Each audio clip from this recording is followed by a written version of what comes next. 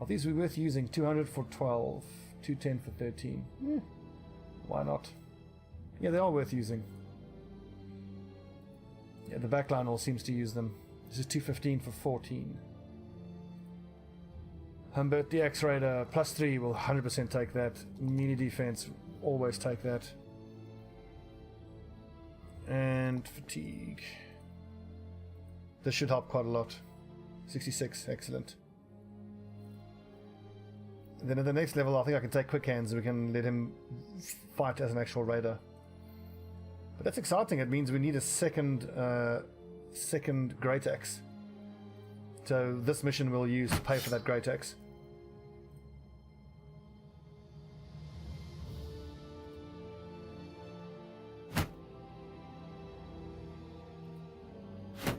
Okay, lads, back to the heater shields.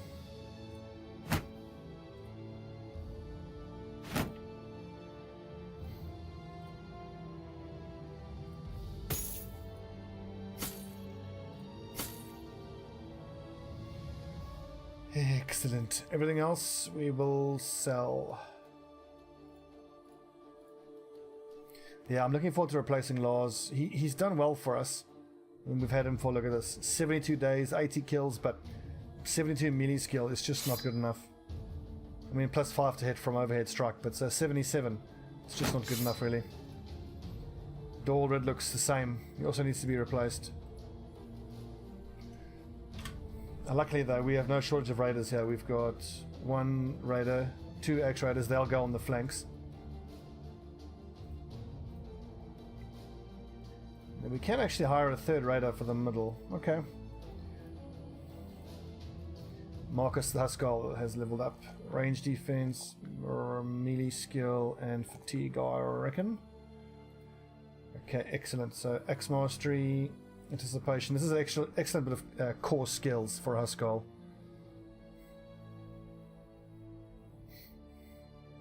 Do I need to build my Huskals with rotation and spare shields? You know what? I don't think I do. I think all my frontline shield users are pretty damn hardy. I mean, none of the Huskals are built with rotation, are they? Nope. I could just take footwork because, I mean, I'm not leveling up their melee defense. So we take footwork. If they ever get caught out in melee combat, they can just footwork back and continue to attack with the long axe. I think I like that. Let's see. So what else is pretty important here? Obviously Brawny is important. But I think footwork will do more. So we'll go footwork, we'll go... Actually, we'll go Brawny first. We'll go Brawny, we'll go Battle Forged, Berserk, Fearsome, and then go back for footwork.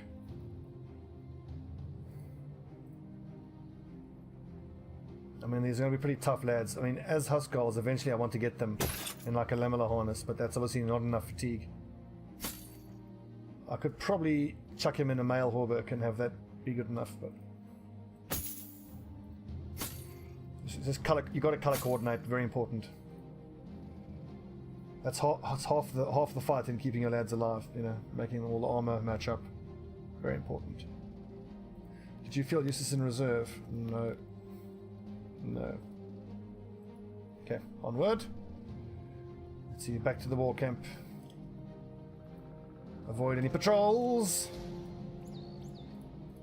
They should be slower than us because they're a much bigger group. Run away bravely, men. God, are they going to catch us? I hope not. That's frickin' terrifying. Where are you going? Back to the main road. Right in our tail. I keep running into fights with ranged units that kill my new guys in their first battle.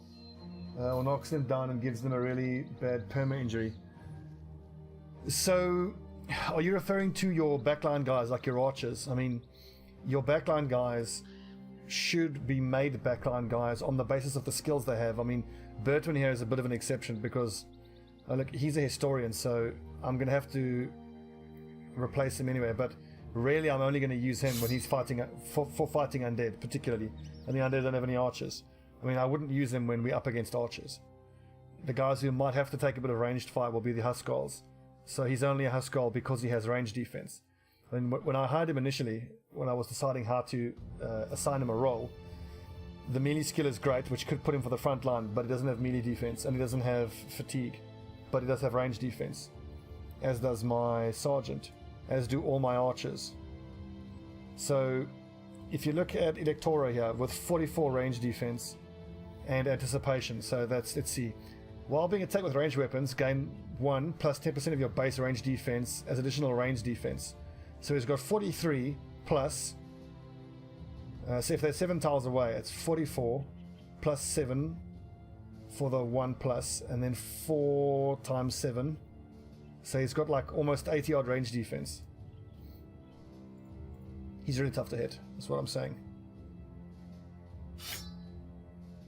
Huskell Sergeant, you are an axe master, so you need a long axe.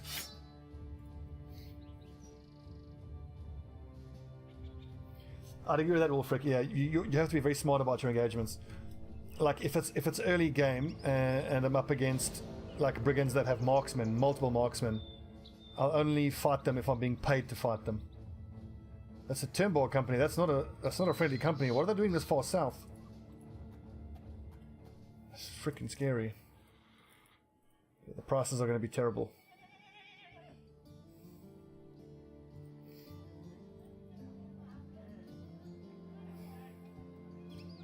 Do I need to come help here? First Turnbull company, we could take him down.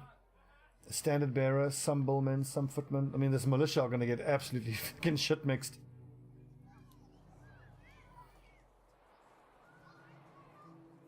I think we have to help them here. Because otherwise the militia are going to get absolutely slaughtered. And I mean, it's allied militia, so this could be quite interesting. So we've got enemy troops, we've got raiders that aren't going to be allied against us. Hang on, so a standard bearer, a few raiders, some arbalesters. I think I want all 4 archers for this one. These raiders don't want anything to do with this. What time of day is it? It's dusk, okay, so hasn't gone dark yet. Those arbalesters are, of course, a concern. So equip your kite shields, the house summer wine shields, just to take the piss out of those guys. Get him. I think by doing this, this should give me a small reputation bonus for German Schacht. Because this is the German Schacht militia we're helping.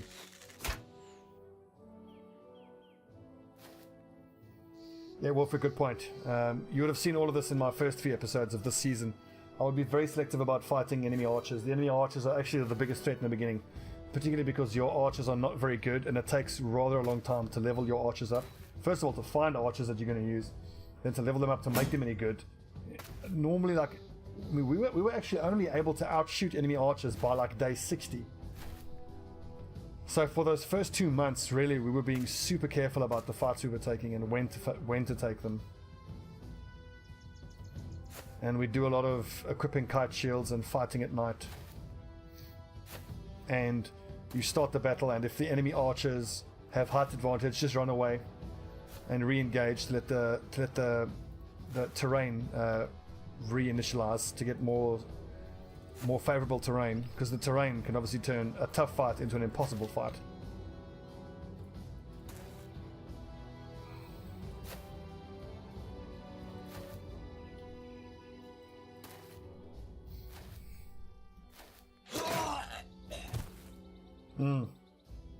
Yeah, marksmen enemy at 90, they are super accurate. I mean, I can think of a number of occasions where I've had some of my best guys just get one shot by an enemy marksman if they have a tier 2 crossbow. I mean, if one of your guys gets headshot with a crossbow, it's bad. And of course, those little goblins with their arrows are just the worst, because you don't have heavy enough armor, so every time you get hit by them, you get poisoned. Sucks.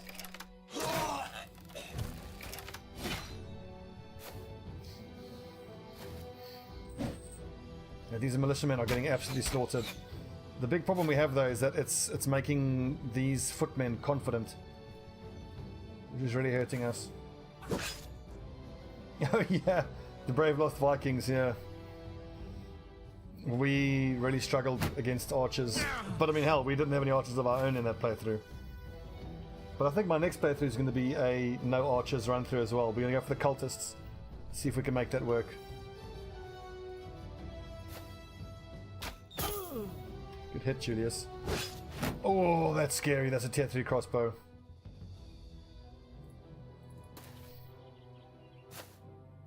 Charge, men. Hopefully these crossbowmen just keep focusing on the militiamen, and then that gives us time to kill their billmen and their crossbowmen. Oh, God. Watch that number go down.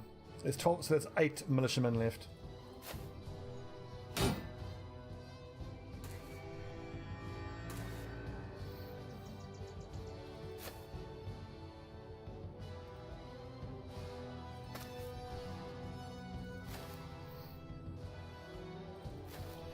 Just get in there, boys. Get stuck in.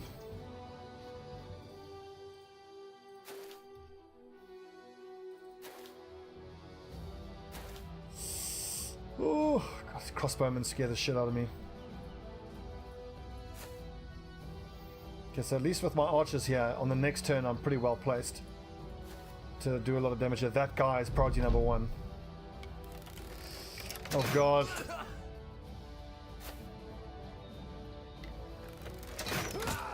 Just keep shooting at the militiamen. Brave militiamen absorbing these crossbow bolts. Oh, God, no, they're falling back.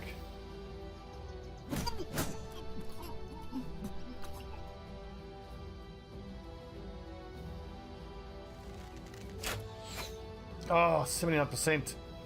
He misses.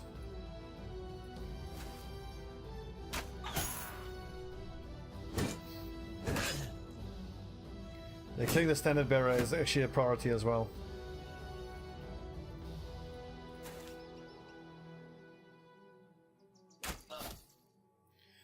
I think even above killing the crossbowman, the standard bearer is worth killing because it should remove the confident perk for all of those guys. Should. Quintus doesn't have enough AP to use his great axe, so shield up. Sightlines are terrible here. Gonna have to wait. I think putting Electora up there is going to be worth it on the high ground.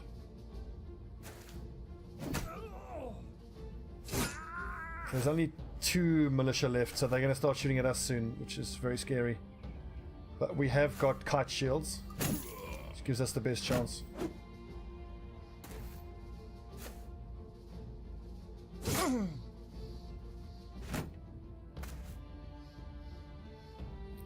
Brave militia captain. So if I run Scipio here, that'll put pressure on them, maybe make them run away. I don't know if I want to do that though.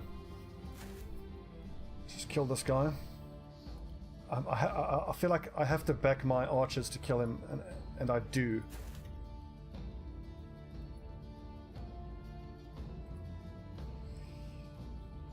Door is a sword raider, so you can attack 2 in a row there, as is Lars.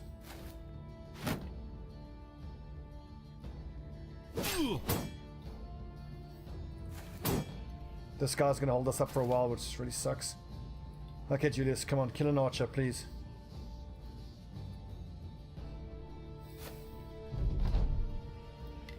Oh God, I can't watch. Oh, that's suicidal. Please miss, please miss. Oh, Jesus.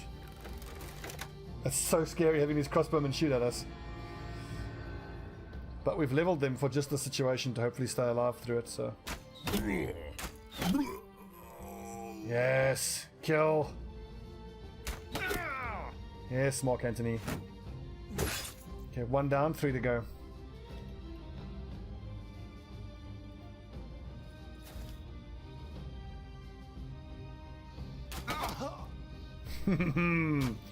Oh, bad shot. Okay, 2 down, 2 to go.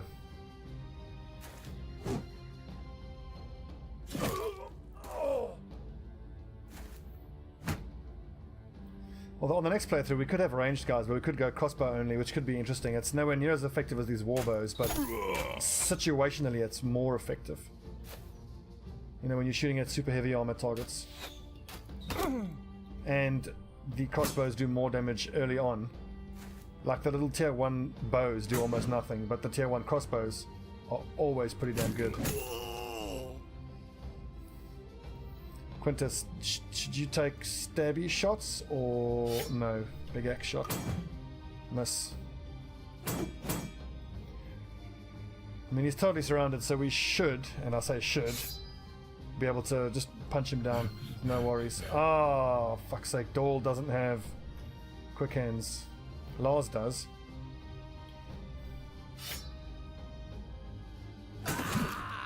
Yeah, buddy. 34, 23, 34. That was lucky. 34%.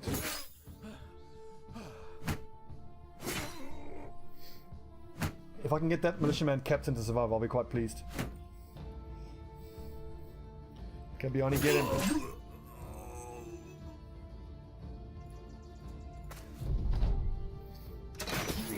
Ouchie.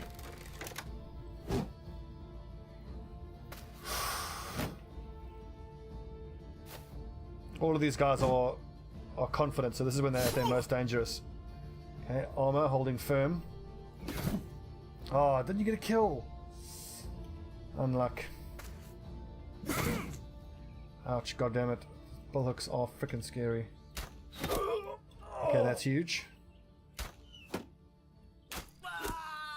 Yeah, that's also huge. I thought that would have destroyed their confidence, but as they start taking damage, it'll destroy their confidence. Oh, so close. No, I mean, he's combat ineffective though. He's exhausted. We may as well finish him off though.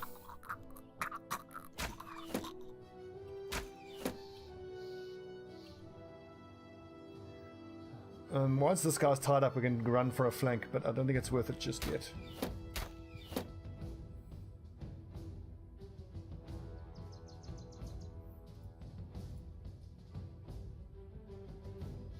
Okay, Quintus, get your shield out. Benefiting from quick hands there. Ouch, god damn it. Okay, Humbert's in deep trouble. We need to get him out of there now. Oh, crikey, I don't think Humbert actually has... Oh, feck, he doesn't have footwork. Okay, so we've got to kill these nerds as quickly as we can. How do we do that?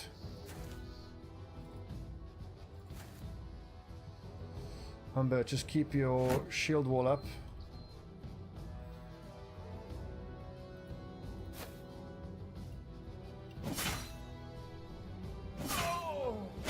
Okay, that helps. So it's just these two that can attack Humbert now.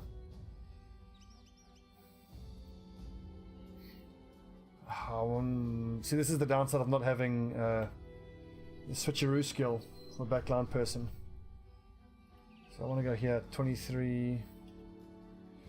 Can I attack just these two? No, because it'll hit Humbert. Let's just try to focus this guy down.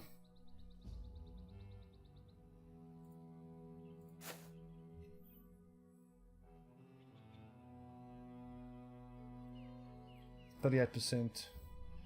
What I'm going to do is I'm going to net this guy in front. Makes him easier to hit, and he'll have to spend action points to try to hit Humbert. The problem is if this pike billman hits him, he's dead. So he's probably dead, I'm afraid. It's the fact that they're confident. It's made it so much more difficult.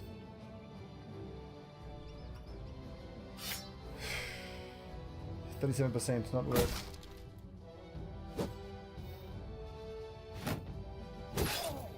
Okay, please miss or hit the head. Hit the head, thank God.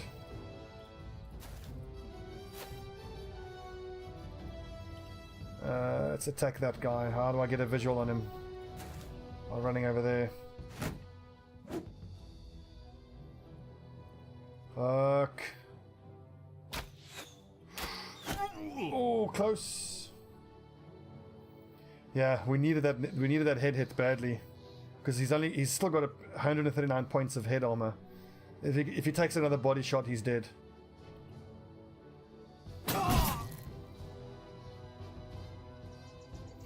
So I can either take another swing here, 33. I think I'm going to take the footwork there, so I can attack this guy. Or footwork here, on next turn, footwork there, then attack these two.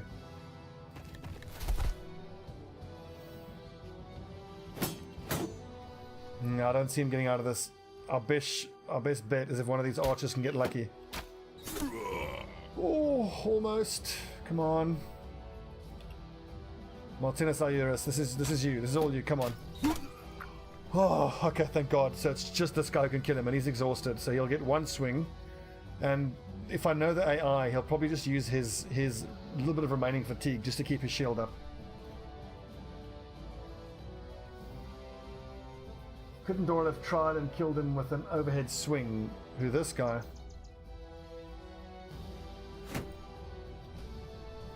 Oh, he's bleeding as well. We need someone to bandage him. See, this guy's the problem now. Okay, who's got bandages? So now I've got to find someone with bandages. I need to get Humbert away from this guy. Okay, riposte, it's totally fine. It buys us some time. So Humbert is losing 3 hit points per turn from his cut neck artery. Okay, good. Once this guy's dead, we can just move Humbert away. And I think Humbert might even be carrying... Good, he can bandage himself. Okay, I think he should be fine here. There you go. Whew.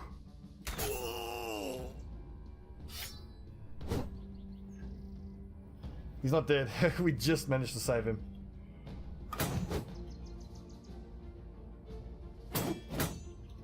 God, I hate these shields. Annoying.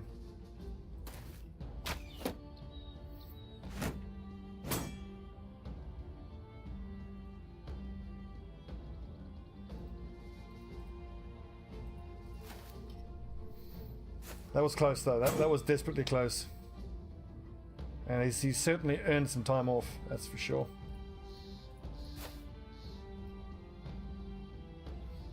Okay. At this point we've got enough of a surround on them that I don't need to...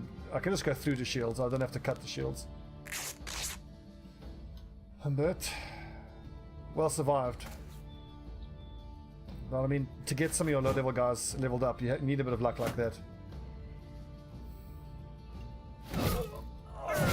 No, Doll with the double kill.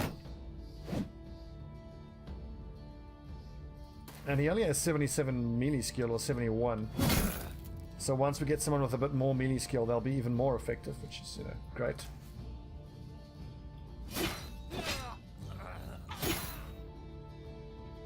This shows you the two-handed weapons are so much more effective than the one-handed weapons.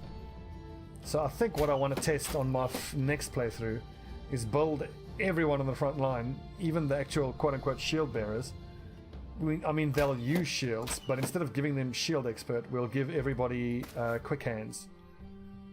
So everybody on the front line will be switching back and forth between their two-handed weapons and their shields as it's useful, as it's realistic. And I quite like that, because then, I mean, theoretically, if you're in a position where the best course of action is to be hyper aggressive, you use the two-handed weapon, and if the best course of action is to be defensive, you just keep your shield out. But no one really does that though, and there's probably a reason for it, because it's crap. But yeah, we'll test it. I do quite enjoy testing some of the stuff that's a bit counterintuitive and doesn't seem like it'll work.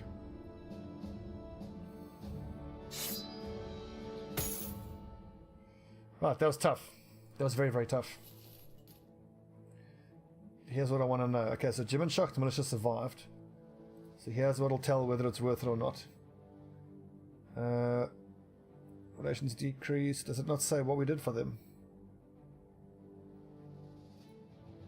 We allied already. I was expecting it to give the little explanation of all the things you've done for them. Like it does there. Alright, well, anyway.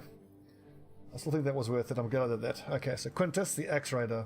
Melee skill, melee defense, and fatigue. I would love to give him some more hit points. Get him up to that magic number, the 75 hit points.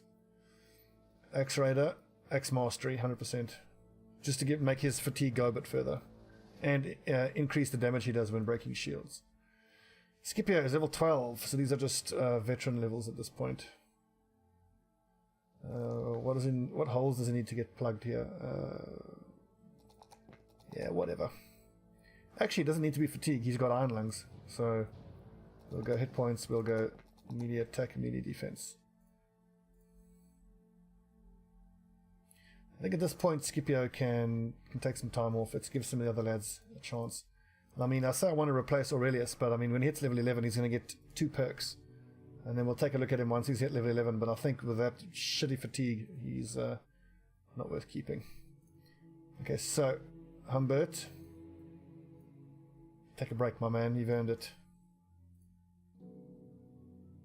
And let's get our Huskarls back in.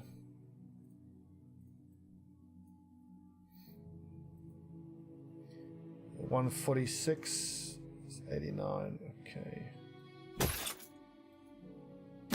It's going to take quite a while to fix the scale mail. He's just hurt, That's all fine, that is all fine. I should split up my mace users though. Okay, so I need this mace guy to be next to an axe user. So some sort of shield breaking solution. So there's the shield breaking solution there. And here's the shield breaking solution for that part of the formation. Okay, we've got an undamaged leather lamellar harness.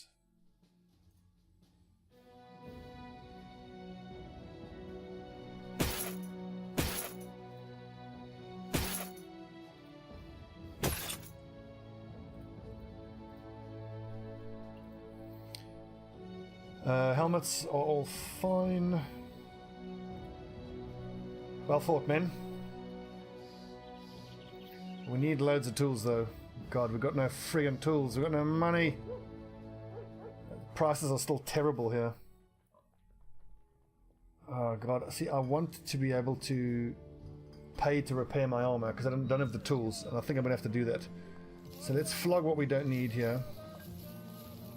Unbelievably, this is all not needed. Shields, we have kite shields equipped. Why don't we start using the summer wine kite shields, just, you know, the shields of our enemies. Just to take the piss out of them. What an insult using their own shields. Okay, so all the rest of these kite shields can go. And then we would need, theoretically we'd need 7 heater shields. So 1, 2, 3, 4, 5, 6, 7. All of these can go.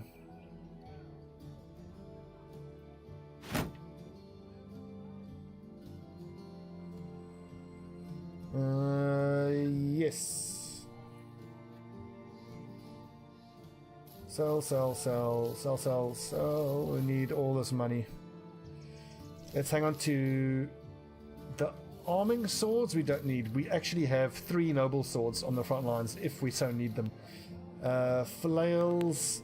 Am I ever going to use those flails? Maybe if I'm fighting undead, I want to get around their shields, but we actually get to the point where we have shield breaking solutions with the Huskarls, so let's just leave 3 of these flails. And I mean, everybody else is a weapon expert that, you know, no one's using. None of our guys are flail experts, so arguably not really needed. Let's kill the filthy peasants. Come on, dude. We're trying to get in good here with this house. You're a hard man, Ulfric. Just the kind of man I want when I'm playing Vermintide. A hard bastard. Let's see. Yes, there we go. I'm just lining them up with the characters so I know who to give them back to when I'm done here.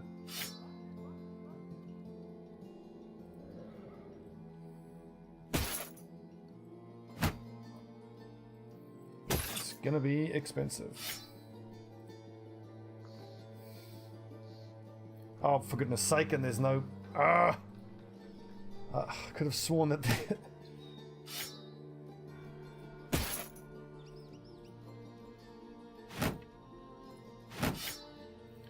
That was a waste of time.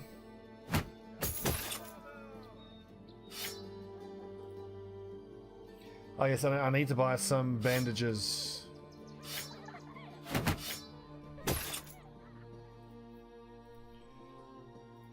Okay, I think I might need to pop down to Grunfelder. How many we need? 56 supplies. Good God.